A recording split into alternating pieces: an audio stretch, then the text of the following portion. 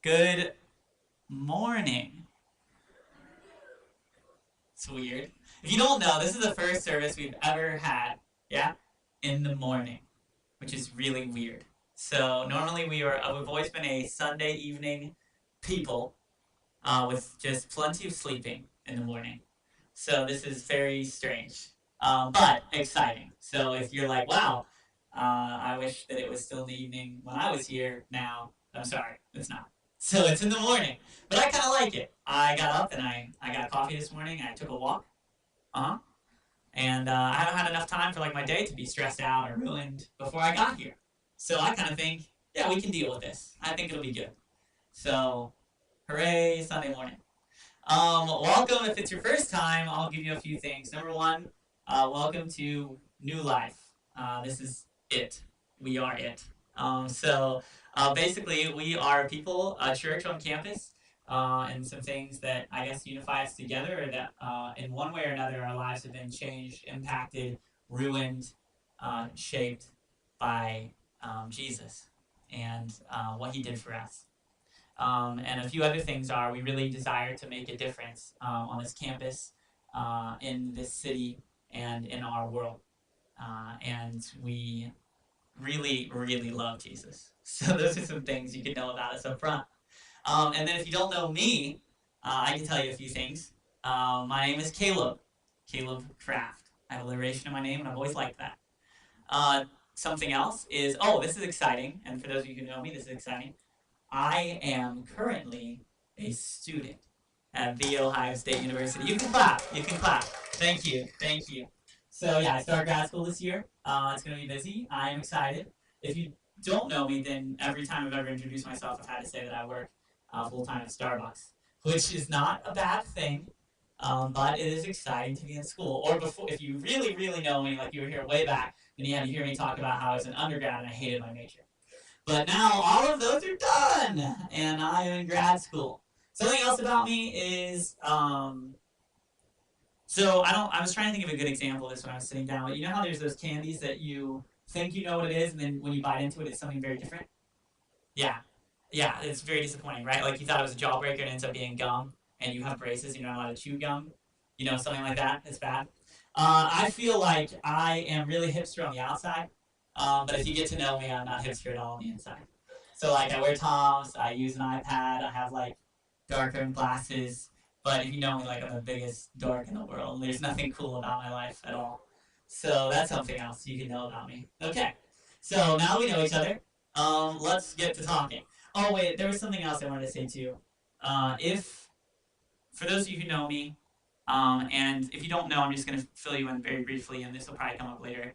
Um, is that if you didn't know, my mom has been very sick, and I know that a lot of you, some of you sent me texts and Facebook messages, and some of you I know didn't, and I probably didn't respond to any of them, and I apologize. But for those of you who have been praying for my family and for my mom, I really, really, really love you. And just as an update, if you don't know, she's doing well. So I'm going home probably immediately after this, but she's out of ICU into a regular room. But just another example of just really how beautiful you people are is that there's just no shortage of people who care about me and pray for me and are willing to do anything for me. And I know a lot of you guys who have gone through tough stuff have experienced that as well. So just thank you for your care. And I know you guys are just such a loving group of people. So that means a lot to me. So that's just an update. So Ed and Andy approached me to speak on this, our first Sunday, about a specific topic, which would be the following: how is your faith challenged in college? And not all of you are in college, but the really, I guess there's a broader topic of how is our faith challenged and what does that look like and what do we do? So that's seemingly relevant to me for a few reasons. One is I've been going through for the last 2 weeks quite a trial, quite a challenge. So I mean, this time 2 Mondays ago, so 2 weeks from tomorrow, I was on the phone with my family, basically being told like my mom wasn't gonna be alive, the next day. So we've all been through stuff like that, but it's a relevant topic to me right now because I'm going through it right now, or have just gone through a trial that is trying to your faith. And two, what I am studying in grad school is called higher education and student affairs, but it's basically about what happens to someone when they go to college. Like that's what you study. What happens in those 4 years? So it's a really relevant topic to me. I'm excited to speak about it. But if you're not in college, just know I think it's still relevant to you because one, we're a college church, so you're going to interact with college students, so get used to that. And two, everyone goes through trials, right? And most of you have been, if you're not in college currently, you've been through it. So this would be good to reflect on those times in your life, right? Okay, so the passage that we're going to be looking at is in James chapter 1. So if you have a Bible, you can open up there right now, or an iPhone or something. And if you don't and you want one, I think we have some in the back. So if you like, just give Andy a signal, then he can probably get you one, and it wouldn't be embarrassing, I promise. Okay, so we're going to talk about how your faith is challenged in college, and specifically just the testing of your faith in general. But let's see. Yeah, let's just go on to the text first, and then I'll talk more. Okay, so James chapter 1, I'm going to go ahead and read the full thing, and then we'll pick out pieces as we go along, okay? So this is what it says. Count it all joy, my brothers, when you meet trials of various kinds. For you know that the testing of your faith produces steadfastness. And let steadfastness have its full effect, that you may be perfect and complete, and lacking in nothing. If any of you lacks wisdom, let him ask God, who gives generously to all, without reproach, and it will be given to him. But let him ask in faith, with no doubting. For the one who doubts is like a wave of the sea that is driven and tossed by the wind. That person must not suppose that he will receive anything from the Lord. He is a double-minded man, unstable in all his ways. Okay, so this is the first chapter in the book of James. If you're not familiar, most evangelical biblical scholars believe that James was written by James, the brother of Jesus. There's a few different James, but just due to the date that the other James were killed, this guy seems to make the most sense, for one. So James, the brother of Jesus, is probably the person who wrote this. The whole book is basically how do you live out your faith, and the first section is about what do you do when that faith is tested. Okay, so the very first thing I think we can know is that just as a fact, trials are going to come to test your faith. If you're a note keeper, you can put that as number one. Is that, your faith will be tested. Not just in college, anytime, but that's a fact. It does not say, count all joy, my brothers, if you meet trials of various kinds, but it says when. The assumption is that you're going to meet trials that are going to test your faith. But there's something about I think the college environment that especially tends to be a breeding ground for faith testing, right? There's something about the college experience where your faith is tested a lot, right? So current statistics say that probably 7 out of 10 is the last updated version I read, but 7 out of 10 people who grew up in a faith background will probably abandon that during college.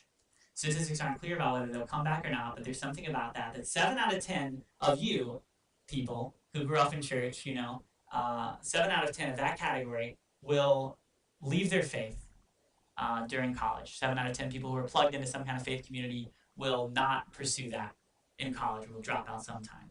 So clearly, that statistic isn't anywhere else, right? It's not like 7 out of 10 first graders or like 7 out of 10 senior citizens.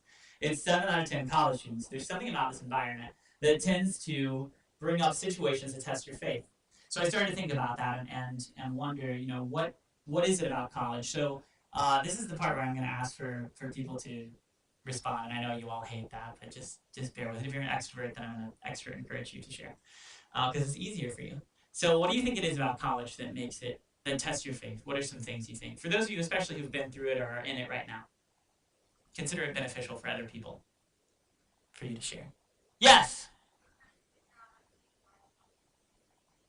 You are trying to figure out who you are without the influence of your parents. A lot of people in high school, junior high, they go to church because their parents took them to church, and now you're in a place where you want to figure out who you are yourself. And you're thinking, well, maybe that's not my thing. Maybe that's just my parents' thing. Maybe I'm going to find my own thing. And so I think that can be it. What else? Yeah.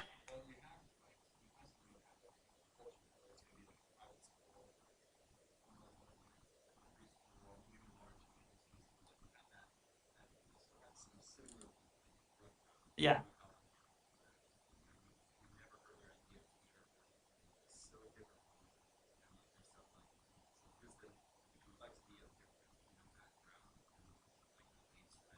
Absolutely. Yeah, you're interacting with people who are so different than you. When I came to Ohio State, I was on a diversity scholarship, which is really ironic because I'm from the least diverse place on the face of the earth.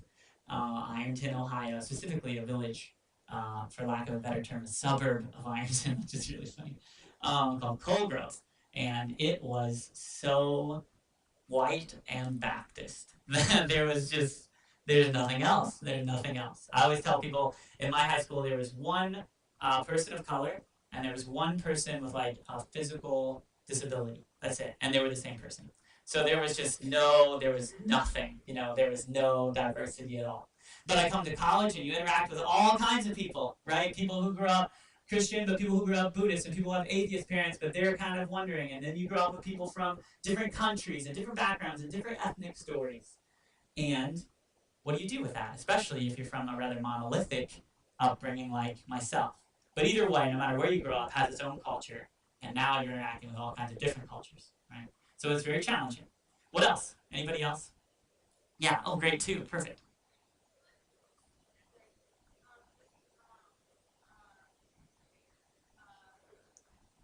You got this.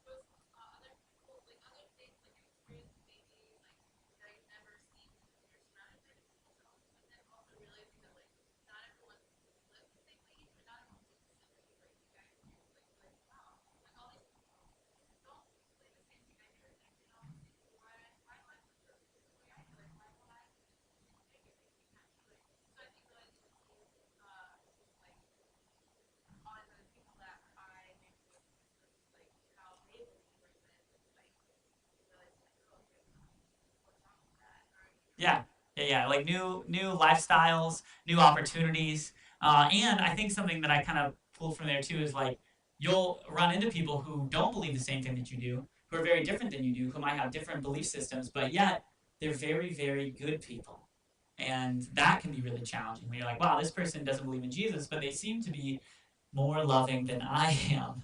That might present itself a problem. Yeah, Jimmy, and then I'll Perfect. Yeah. Yeah, absolutely. So, we're in a college collegiate environment. You're going to learn things in your classes and learn things from teamwork that are going to really be a challenge to you. I read this and it says in 2007, the Institute for Jewish and Community Research, in a survey of 1,300 college professors, found that 3% of those college professors held unfavorable feelings towards Jews, 22% towards Muslims, and 53% towards evangelical Christians, which is pretty interesting. And I'm not saying that to create some kind of we should hate professors because they hate us. Like I don't think that's the way it is. Certainly there are really loud and I'm going to say obnoxious like people who wave the evangelical Christian banner that have probably created that mindset for us. Thank you. But it's out there. Like there's and the views and the challenges that present themselves in lectures can be difficult. Fleet. Party scene, what up? Yeah, absolutely. Yeah, right. So it's a new environment. Everyone, there's a culture on this campus that in the weekends just floods across. Is that High Street? Yeah, floods across High Street, right? And everyone around you is involved in it, right? And I've been told it is a lot of fun. So it's people get caught up in this, and it seems harmless at the beginning, but it can really take people away. So yeah, all these things present. So I think those are good. Thank you, everyone. Thank you for sharing. And I was really afraid that it's going to be like one of those where you ask for someone and then it's like dead silence, like someone Caleb sucks, But this worked out really well. So thank you. Yeah. So college presents itself with interesting situations and they lead us into trials. Things like temptations, right? Party scene, different things. They lead us into doubt. They lead us into anxieties and fears, and they reveal the idols that we have. And also, just another thing, and this isn't really unique to college, but in general in your life, you're going to have suffering. You're going to have hard times. Things are going to happen. In the next 4 years, the next 1 year, bad things are going to happen in your life that may not have anything to do with you being in college, but it's just the way it is. So, yeah, those all present itself with interesting challenges. So, number one, this is a fact that trials will come to test our faith. But the interesting thing about this is that James says when he's writing it, he says at the beginning, "Count it all joy." when you meet trials of various kinds. So he says, look at those things, those difficult times and those testings of your faith as joy. You know, I think that sounds absurd. But as we dive through the passage, hopefully it'll make a little bit more sense. But one thing I want to say is he's not saying feel it as joy, right? I heard someone say that once, and I think that makes a lot of sense. He's not saying feel it as joy, because that would be absurd when bad things happen, right? So when I got a call about my family and what was happening to my mom, like I'm not jumping up for joy about that, and I would be psychotic if I did. So I don't think by any means he's saying feel it joy, you know, celebrate when terrible things happen, but it's more of this idea of counting it, and we'll talk about that. Okay, number two, the thing that I think stuck out to me is that trials present an opportunity for growth, but not a guarantee. Trials present an opportunity for growth, but not a guarantee. Right? Someone I heard speak on this passage one time a while back, they quoted, Nietzsche, I think, said, whatever doesn't kill us makes us stronger. Right? And he said, well, that's not exactly true. Because sometimes you face a trial and you don't come out better at the other end of it. And that's true. Like, there is an opportunity for growth, but there's not a guarantee, right? So we see here that he says that the testing of your faith produces this good thing, but then later down here we have this idea that there is a way that we shouldn't go about these situations as well. So we have an outcome of endurance, but we also have an outcome of this wavering, this being tossed to and fro. And it seems like both are options for us. So although I do like to have a positive attitude about suffering and a positive attitude about trials, I don't want to promote an idea that it's a guarantee that you will come out on the other end stronger, because there's some responsibility that we each have when we face these issues as well. If it were true that every time your faith was tested, you came out better at the other end, then the 7 out of 10 category probably wouldn't be true, right? Because we have 7 out of 10 of college students are facing trials and testings of their faith, and they walk away from their faith. Okay, so there's an opportunity for growth, but there's not necessarily a guarantee. Okay, and then this says that one of these outcomes is steadfastness. Some of your versions, if you have it open, might say patience, or some of them might say endurance. I like endurance and steadfastness. Patience is a good word to be used, but it's not so much like the patience that's required when you're sitting in a doctor's office, but it's like the patience that's required when you're running a marathon. And so I think that's why endurance is probably a better word. So this is one of the outcomes that we can gain from these trials, okay? So how does this work? How is it that when we face trials and testings of our faith, no matter what they might be, of the things we spoke about, how do we make sure that we go on this path towards developing endurance for our faith? Well, I kind of thought of a process that happens. Okay, you know what? Matt McCracken, you worked so hard on that chart. Why don't you put it up? I have no practice of using this chart, but I made it and he made it fit, so we're going to talk about it. Okay, so in college, right, we encounter challenging situations, all right? So I wish I had one of those, but I don't, okay? And basically, those challenging situations present ourselves with trials and testings of our faith, right? So we said they could look like different things. You could interact with people who are very different than you, and that might push you into doubting your faith, and that's a trial right there. You could find new opportunities and interact with the party scene, and that might push you into temptation, right? And that's a type of trial in your faith. And what these things do for us is they force us into a state of sort of, I said instability, but maybe like dependence in some sense, right? So a difficult situation comes your way, and what it does is it doesn't let you just keep living life the way that you've always lived life. Some kind of challenge presents itself. So let's say that it's a doubt. Let's say that you're presented with some kind of doubt about your faith from a conversation about a friend. You can't just ignore it. Right? You could, but somewhere that's going to be eating at you. Right? You can't just ignore these things to challenge your faith. Something has got to give. You're kind of pushed into this state of flux, okay? And you've got to do something. Let's say that it's a suffering, right? You're encountering some kind of very, very difficult situation. It pushes you into a place where you have to lean on something in those moments. You're just not going to make it through. Okay, so that's what trials do. They push us into a state of instability. Right, and this is where our faith is tested. Okay, so just take a second. I'm going to take a second to really define faith, because I don't want to assume that we're all. A lot of times there's a bunch of words, and if you're new to New Life and like exploring your faith in college and things like that, and this is a good thing to know too, is that there's a lot of words in the evangelical Christian ghetto that we all use, but we never think about what they mean. Or we might just assume everyone knows what it means, but maybe we don't. Words like faith, simple words like grace, especially the gospel. Especially the gospel. We'll talk about that later. But a lot of times there's these words that we all float around, it's in our vocabulary, and it's great that we all have a common language, but what really stinks is that sometimes we never have to actually think about what those words mean. So a lot of people, I think that, when you think about your faith being tested, sometimes you think that you just have faith, belief, or faith is like this list of documents. And if you have faith in Jesus, that means that you say yes to this list of statements, right?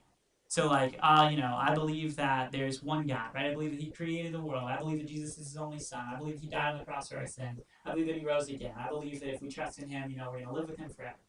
And if I just list out those statements on a paper and say, can you check the boxes on each statement and sign your name at the end, then you might think, I have faith. Now, that is a type of faith, and faith, that is required to have faith. Cognitive agreement to these things is required for faith, but faith is so much more than that.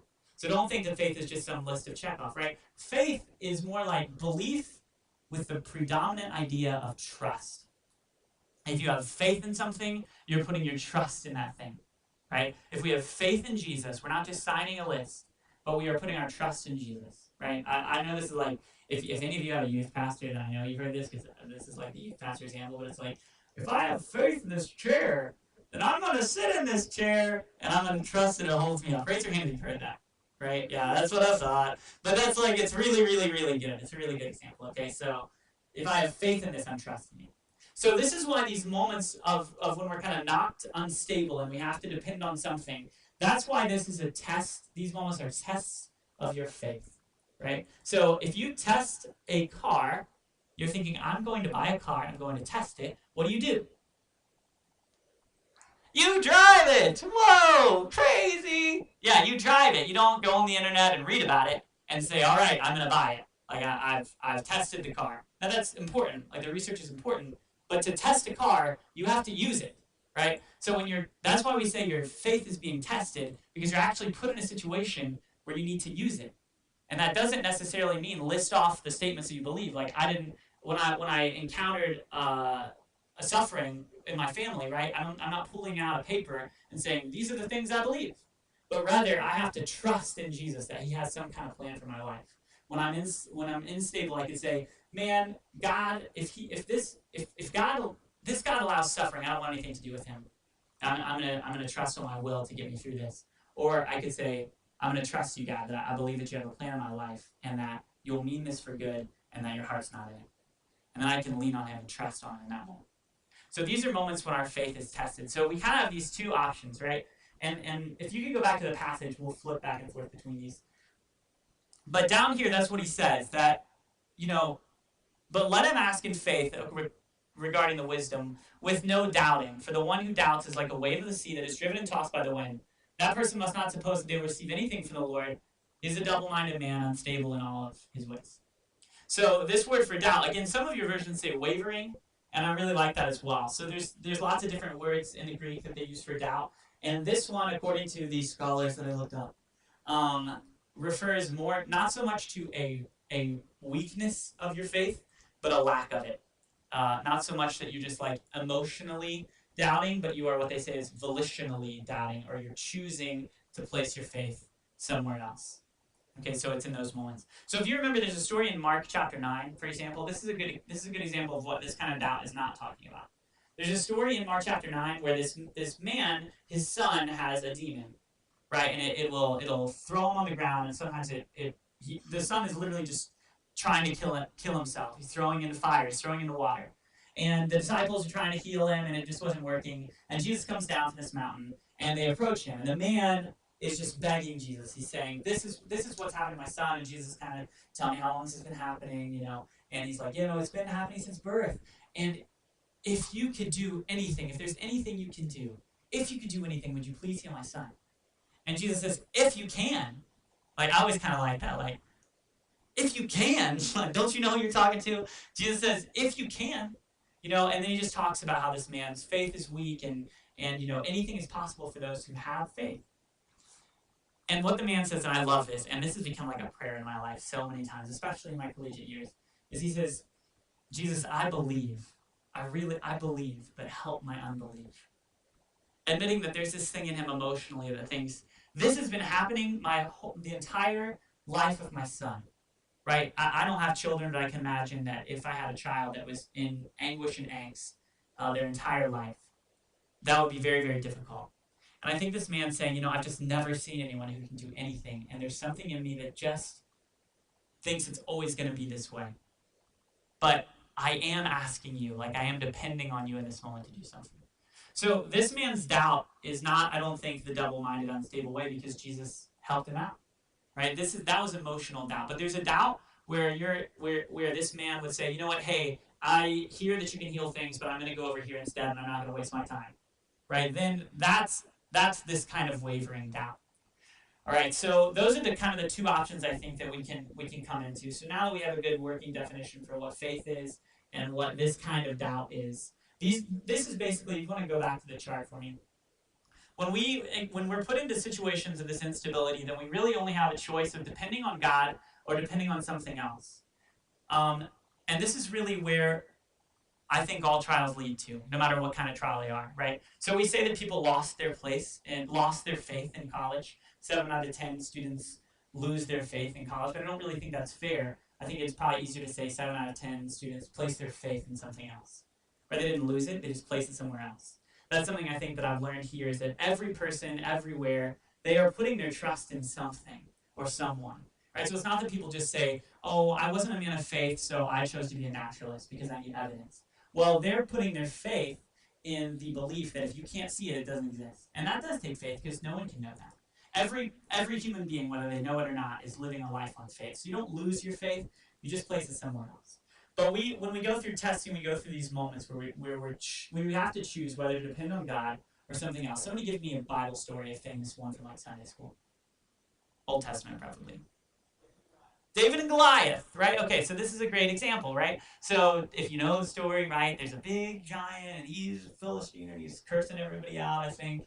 And I mean, it doesn't list the curse words, but I just assume that's what's happening. And he's telling everybody, I'm going to destroy you. Send one person out to meet me. David is this little guy. He's ruddy. I don't even know what does ruddy mean. I don't know what that means, but he's ruddy, and he runs out there, right? And it's kind of this moment of sure. I think Israel in general, their faith is being tested. Do you believe that in this moment, God will deliver you like he said that he's always going to do for your people? Do you believe that he is going to fight for you? Well, the people of Israel really didn't. They were putting their faith on their own selves, or else they would have run out there. But David put his faith in God. He said, you know what? I know that we're in this moment where it seems like everything's wrong and we don't know what to trust. Like, we have to trust in God right now. We have to put our trust somewhere. But I'm going to put my trust in God, and I'm going to say he's able to do it, right? So that's a great example. I think really any story of a biblical hero, they go through these moments. This is what the testing of our faith does.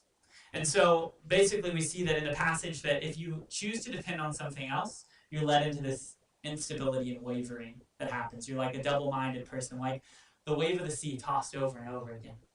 But if we choose in those moments to trust God and to put our trust in him, what develops is endurance.